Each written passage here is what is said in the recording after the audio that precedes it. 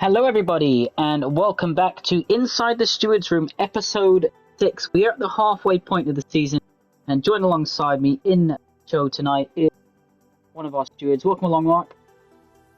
Hello, everyone. Last week, obviously, his track of Spa, plenty of overtaking, but Mark, the main focus was the weather, the wet, dry, wet. Lots of drivers struggling through that middle sector. How did you? Well, I really don't like the rain on this game, so it was awful for me. But some other drivers did pretty well, so I guess they are happy. And would you say, thinking back over the seasons, would you say a wet race generally causes more work in the steward's office, or would you say it causes less work?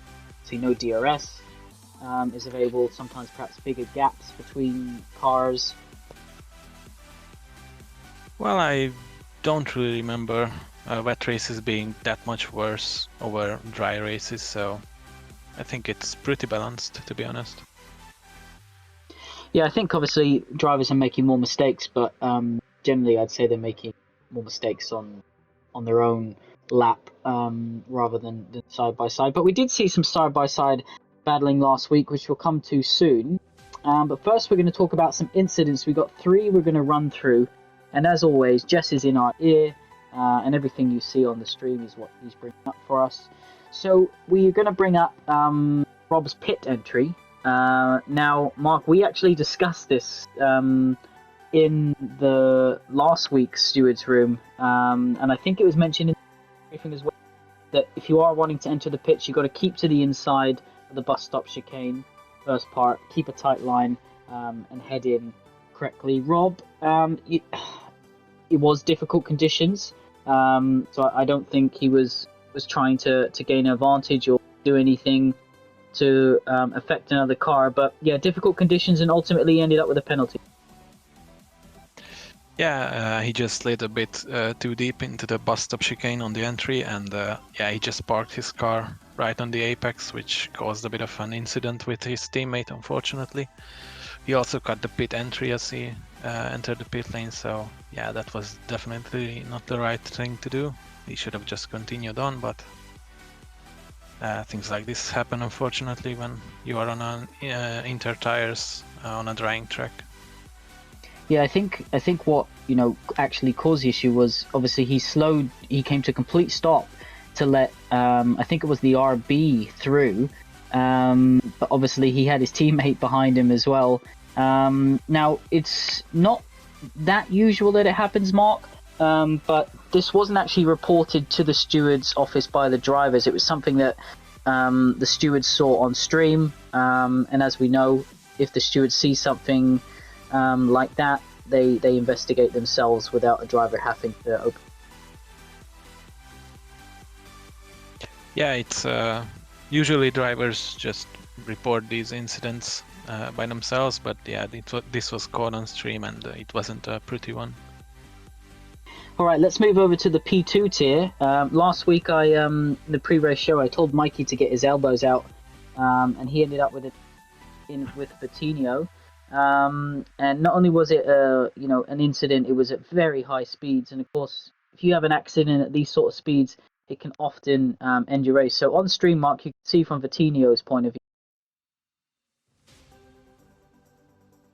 Yeah, it's just a bit unfortunate, as on Mikey's point of view, his speedo is a bit higher up on the halo, so actually the red arrow that showed Vitinho was next to him was hidden behind that, as we can see now.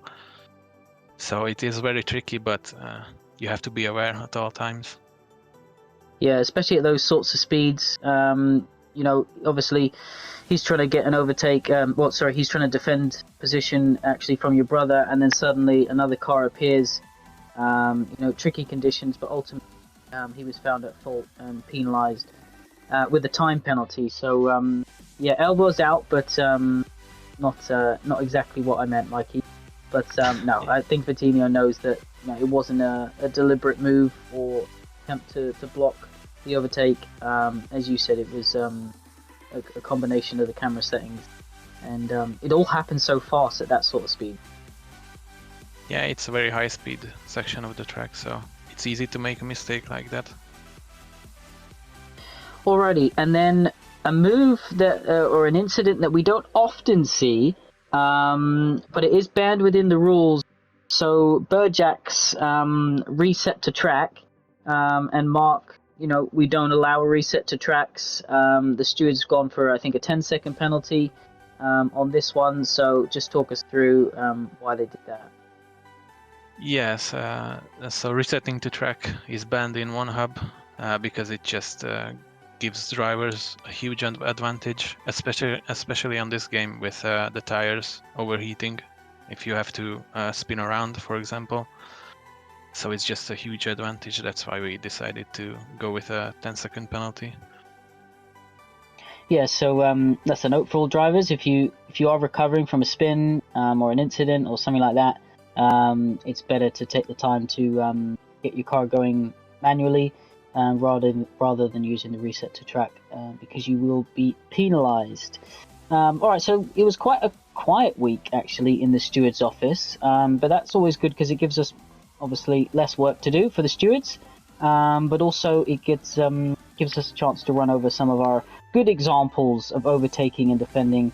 I think, Mark, we're going to start with you and Kieran in the P1 tier. You two teammates last season, but battled pretty hard through the first sector of the track, riding on board with you to start with. Yeah, I really enjoyed this battle because I felt like I had the tire advantage at this point of the race, as Kieran was running on mediums, which were pretty old. And the rain was also coming down harder at this point, so this point I had seen my chance to go for the overtake into this hairpin, and I took it. So the move that you've done here, and even using a bit of the grass on the inside, fair play to Kieran, giving you just enough space. But the move that you actually did there was planned. I'd say 2 corners before. Yes.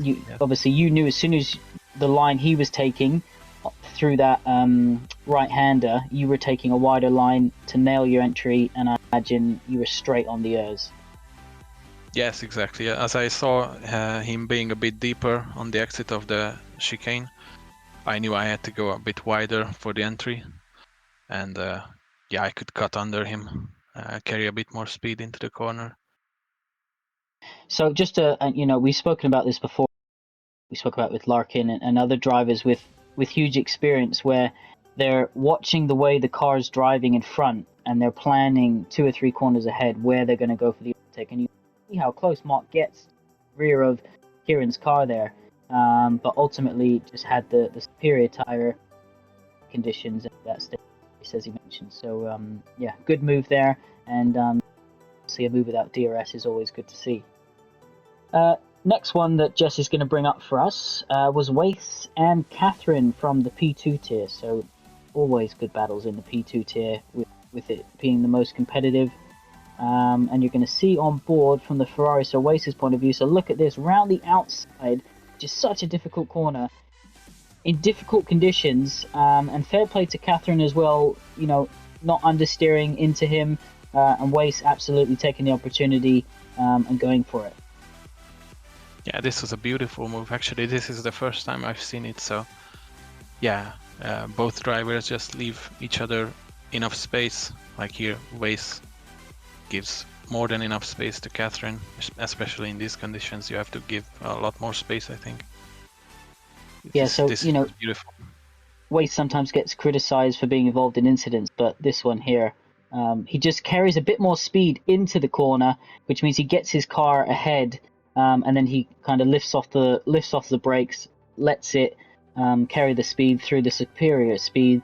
Then Catherine's able to carry at the narrower angle, and then obviously, it's job done. So not often you see an overtake around the outside in those conditions at that corner. So fair play to Wace.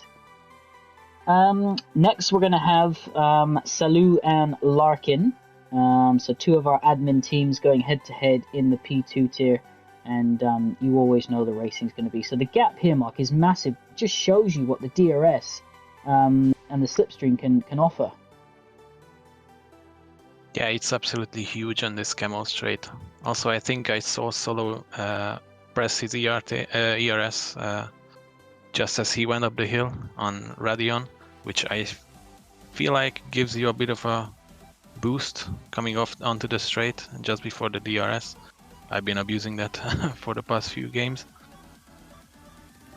Yeah, so what was really interesting, although Selu had such a high overspeed, and obviously this battle is still going on here as we head to Puons, and I think Selu on his stream goes, "Are we going to do this?" And they just about managed, and then you can see Larkin goes down to none on his ERS mark, and ultimately that's what cost him the position here. Yes, exactly. Solo just carried a bit more speed with his ERS on at that point, and it was job done on the exit of Puon. But you can see here at the end of the straight where Larkin goes back down the inside, the willingness between the two drivers to go side by side is ultimately what leads to it being the battle having such longevity, because some drivers you race against, if they're not willing to allow you that space, it's going to cause incidents, whereas these boys, they know exactly what they're doing. And look at that, Larkin giving space, not going wide, and then Selu eventually gets the job done. You can see the Ferrari closing in on the background there, a little bit of tire to tire there, but yeah, ultimately Larkin lost the position. Great pass there. And finally, go on, Mark. Yeah, I was just gonna say that it was a beautiful move, and going side by side into Puon is always a bit scary. So well done to these guys. Alrighty, and let's jump over to the P3 tier, where we're going to have Jamie and Hockey going for a battle here. And yeah, we're jumping on board with Jamie. So heading down into the bus stop chicane, another great place to overtake, Mark. Yeah, I have been overtaken here a few times in the race, especially in the wet because I was struggling a lot. But it's also a hard place to give each other space because it's easy to just go a bit deeper or understeer. So it's a really good job that these two guys managed to navigate this chicane. Yeah, what I really liked, and hopefully I think Jess is going to replay it, the bus stop chicane section in a second, was Jamie goes deep on the outside, which is obviously what you need to do to gain the position. But then keeps it tight and allows Hockey the room on the outside. He could have carried a bit more speed through the second part of the chicane and kind of exited and drifted towards the curb, but he gave Hockey that space, and Hockey was able to keep the position for now. Jamie's obviously going to get DRS down the Camel Straight, and so what it does is it gives great racing for all of us to see, without contact, which is exactly what we want to see from these guys. So you can see Jamie there not going to the curb on the outside, and obviously naturally Mark, Hockey's going to have the better traction coming onto this straight because he's taken the wider entry. Yes, and that line also has a bit more rubber, so Jamie was unfortunately on the dirtier side of the track, so his exit speed was going to be a bit lower, or his acceleration out of the corner. Alrighty, well that's all, or some of the good overtaking. Remember, if you so you see Jamie now with the DRS, easy peasy job down the Camel Straight. So if anyone has any not necessarily incidents, but good overtaking or good battles, then make sure to submit them in the content creation chat, because we will try and feature them on stream as always.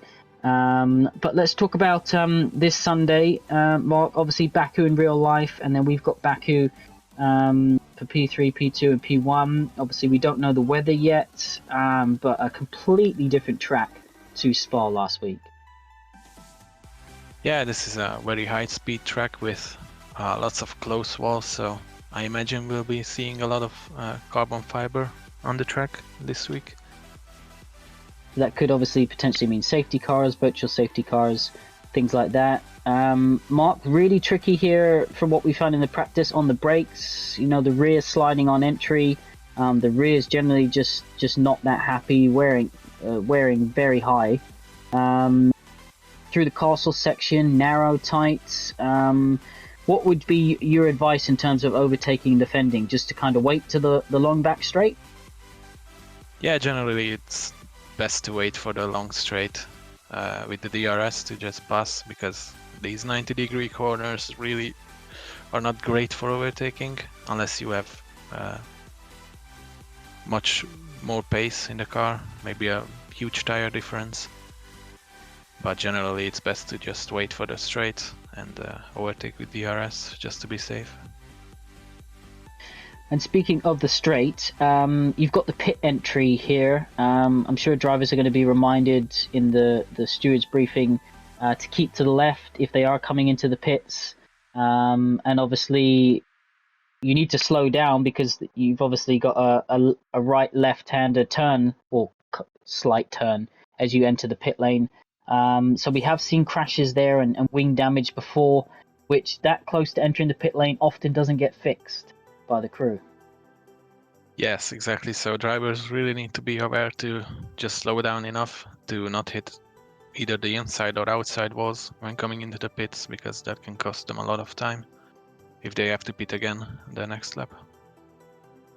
Yes, so expect obviously mandatory 2 stops, but expect some wing repairs in Baku this week. Well, that ends this episode of Inside the Stewards Room. Obviously, we'll just thank our sponsors for all their support. So SimGrid, where we run our championships through.